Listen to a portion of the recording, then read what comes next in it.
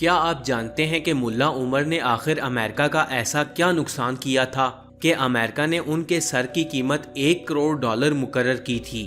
امریکی اڈے سے چند فرلانگ کے فاصلے پر رہنے والے ملا عمر مجاہد کو امریکی ایجنسی CIA پکڑنے میں ہمیشہ ناکام کیوں ہوتی رہی؟ مفتی منیب الرحمان ملا عمر سے ملنے جب قندھار پہنچے تو انہوں نے وہاں کیا دیکھا؟ ملا عمر کے دور حکومت میں ایسی کون سی کامیابیاں تھیں جو ہمارے ٹی وی چینلز کبھی بھی نہیں بتاتے؟ ملا عمر سے انٹرویو کرنے کے لیے حامد میر کس کی مدد سے افغانستان پہنچا اور حامد میر نے وہاں جا کر کیا دیکھا؟ اور افغانستان میں طالبان کے حکومت کے قیام کے بعد ملا عمر کے بیٹے کو کون سا اہم عہدہ دیا گیا؟ تو آج کی ویڈیو میں ہم افغانستان کے سپریم لیڈر ملا محمد عمر مجاہد کی زندگی سے متعلق 25 امیزنگ فیکٹس کے بارے میں بات کریں گے۔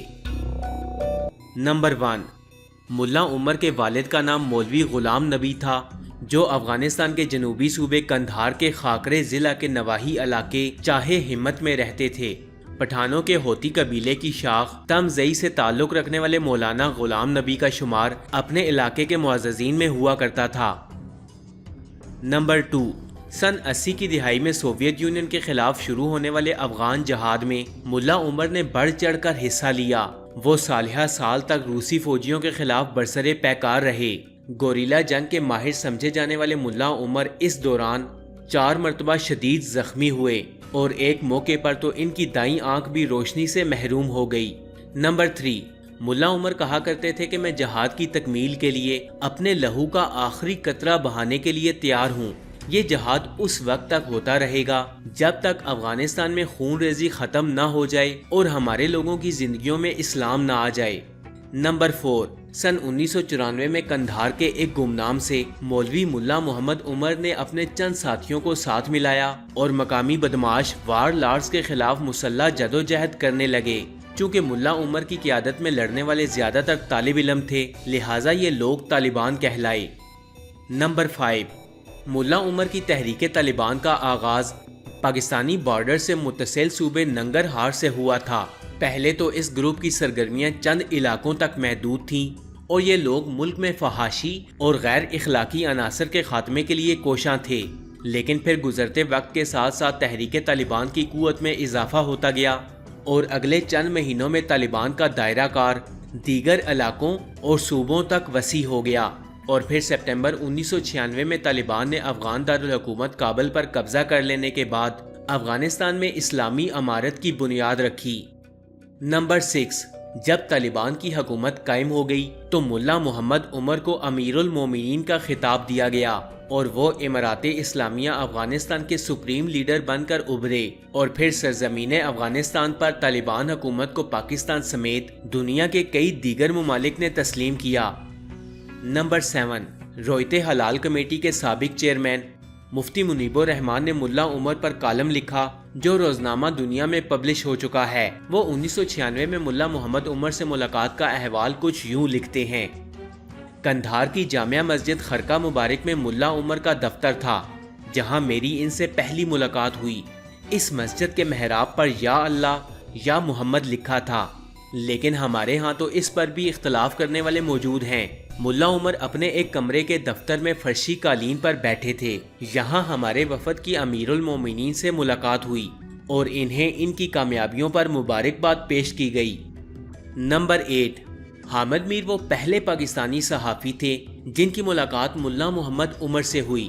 یہ بتاتے ہیں کہ ملا عمر سے میری پہلی ملاقات کا اہتمام بے نظیر بھٹو کے وزیر داخلہ جنرل ریٹائر نصیر اللہ خان بابر نے کیا تھا۔ حامد میر کہتے ہیں کہ میں نے محسوس کیا کہ ملا عمر اپنے خطے میں تیل کے لیے جاری کشمکش سے زیادہ آگاہی نہیں رکھتے تھے۔ انہیں صرف افغانستان میں شریعت کے نفاذ میں دلچسپی تھی اور وہ کہتے تھے کہ پاکستان کو ہمارے ساتھ بھائیوں جیسا سلوک کرنا چاہیے، نہ کہ ماتحت کی طرح۔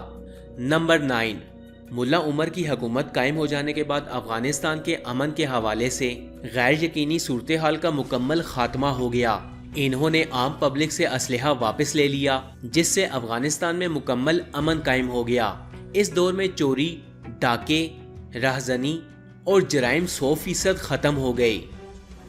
نمبر 10، بتایا جاتا ہے کہ ملا عمر جب تک امارات اسلامی کے امیر المومنین رہے تب تک افغانستان میں پوست کا ایک پودا بھی کاشت نہیں ہوا۔ نمبر 11، پاکستان میں پرو طالبان صحافی آج بھی یہ بات بڑے فخر سے کہتے ہیں کہ ملا عمر کے دور میں معاشی حالات کافی بہتر تھے اور نہ ہی وہ کٹورا لے کر IMF کے در پر بھیک مانگنے گئے۔ نمبر 12، 9/11 کے بعد امریکی حکام نے طالبان سے ورلڈ ٹریڈ سینٹر پر حملوں کے الزام میں اسامہ بن لادن کی حوالگی کا مطالبہ کیا، جس کو ملا عمر نے یکسر مسترد کر دیا۔ طاقت کے نشے میں چور امریکہ بہادر کو ملا عمر مجاہد کا ایبسلیوٹلی ناٹ بولنا پسند نہیں آیا، چنانچہ امریکی فوج نے نیٹو دستوں کے ساتھ افغانستان پر چڑھائی کر دی، جس کے بعد طالبان حکومت قائم نہ رہ سکی۔ نمبر 13، 9/11 کے بعد افغانستان میدان جنگ بنا ہوا تھا، ایسے میں پاکستانی صحافی حامد میر بھی وہاں موجود تھے اور انہیں گرفتار کر لیا گیا۔ موقع پر طالبان کے وزیر دفاع ملا عبدالرزاق نے حامد میر کو رہائی دلوائی۔ حامد میر چاہتے تھے کہ وہ یہاں پر ملا عمر اور اسامہ بن لادن کا انٹرویو کر کے جائیں، لیکن ملا عبدالرزاق حامد میر سے بولے کہ جتنا جلدی ہو سکے افغانستان سے نکل جاؤ۔ حامد میر نے جب سوال کیا کہ کیا آپ لوگ بھاگ رہے ہو، تو طالبان کے وزیر دفاع ہنستے ہوئے بولے کہ یہ کھیل کا ایک حصہ ہے، لیکن ہم یقینی طور پر واپس آئیں گے۔ اور پھر چشم فلک نے وہ نظارہ بھی دیکھا کہ 20 سال بعد ان کی پیشن گوئی 15 اگست 2021 کو سچ ثابت ہوئی اور طالبان اپنا سفید جھنڈا لہراتے ہوئے دوبارہ کابل میں داخل ہوئے۔ نمبر 14، طالبان حکومت کے خاتمے کے بعد ملا عمر ایسے انڈر گراؤنڈ ہوئے کہ ان کا کوئی اتا پتا نہ چل سکا۔ ملا عمر کے روپوش ہو جانے کے بعد امریکہ بہادر نے ان کی سر کی قیمت تقریباً $1 کروڑ مقرر کی، جو پاکستانی کرنسی میں 2 ارب 40 کروڑ بنتی تھی۔ نمبر 15، افغانستان میں طالبان کی حکومت کے سربراہ رہنے والے ملا محمد عمر پوری دنیا کے میڈیا سے دور رہتے تھے، لہٰذا ان کا کوئی بھی انٹرویو آن ریکارڈ نہیں ہے۔ وہ خبروں کے لیے BBC کی پشتو سروس سنا کرتے تھے۔ ان کے پاس ایک پرانا نوکیا فون تھا جس پر وہ اپنے پیغام ریکارڈ کرتے تھے۔ نمبر 16، ملا عمر کی شخصیت کے حوالے سے کہا جاتا ہے کہ وہ انتہائی تحمل مزاج رکھتے تھے اور انہیں اپنے غصے پر مکمل کنٹرول تھا۔ وہ لوگوں سے خود ملا کرتے تھے اور کبھی انہوں نے اپنے آپ کو کسی ساتھی سے برتر نہیں سمجھا۔ ان کے پاس نہ تو کوئی ذاتی گھر تھا اور نہ ہی ان کا کوئی غیر ملکی بینک اکاؤنٹ۔ نمبر 17، ہالینڈ سے تعلق رکھنے والی ڈیم کتاب دا سیکرٹ لائف آف ملا عمر کے مطابق امریکی حکام یہ سمجھتے رہے کہ ملا عمر پاکستان میں چھپے ہوئے ہیں، لیکن حقیقت میں ایسا نہیں تھا۔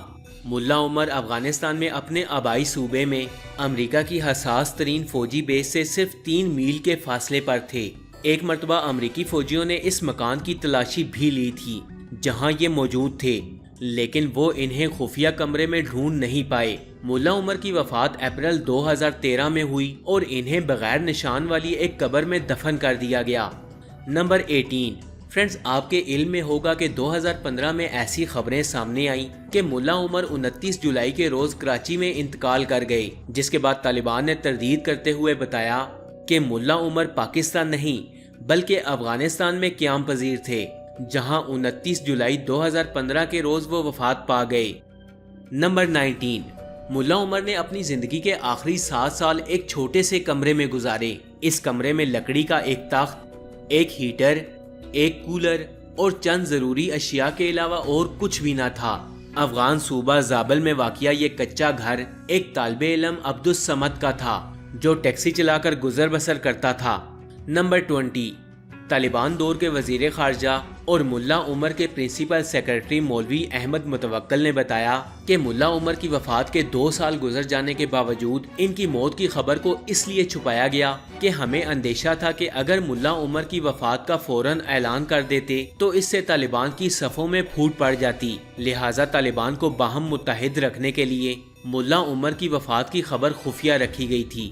نمبر 21، فرینڈز، کچھ عرصہ پہلے افغانستان میں ملا عمر کی زیر استعمال گاڑی کو زمین کے اندر مٹی کھود کر برآمد کیا گیا، جس کی تصاویر سوشل میڈیا پر وائرل ہیں۔ طالبان حکومت کے ایک عہدیدار محمد جلال کے مطابق یہ گاڑی ان کے بانی رہنما ملا عمر کے زیر استعمال رہی تھی اور ملا عمر مجاہد اس ٹویوٹا ویگن کو امریکی حملے کی شروعات کے دوران سفر کے لیے استعمال کرتے رہے۔ نمبر 22، सालिहा साल की जंग के बाद तालिबान ने एक बार फिर से अफगानिस्तान पर अपनी हुकूमत कायम कर ली। अफगान गवर्नमेंट के वजीर दिफा मुल्ला मोहम्मद याकूब मुल्ला उमर के साहिबजादे हैं। 32 साला मुल्ला याकूब तालिबान के नायब सरबराह भी हैं। नंबर 23, 1960 में पैदा होने वाले मुल्ला उमर अपने वालिदैन की इकलौती औलाद थे।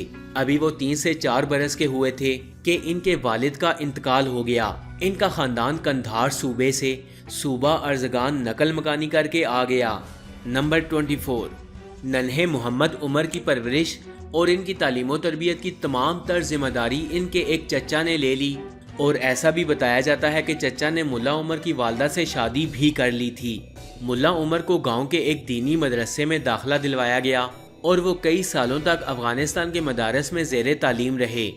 नंबर 25, मुल्ला उमर खैबर पख्तूनख्वा के ज़िला नौशहरा के दारुल उलूम हक्कानिया अकोड़ा खटक में ज़ेरे तालीम रहे, और साबिक MNA मौलाना अब्दुल हक का कायम करदा ये मदरसा आज भी इस बात पर फ़ख्र करता है कि तालिबान क़यादत की अक्सरियत हमारे जामिया की फारिगुल तहसील है। फ्रेंड्स, आपने मौलाना अब्दुल हक के साहबजादे मौलाना समीउल हक के बारे में तो ज़रूर सुन रखा होगा कि इंटरनेशनल मीडिया में इन्हें आज भी फादर ऑफ तालिबान कहा जाता है।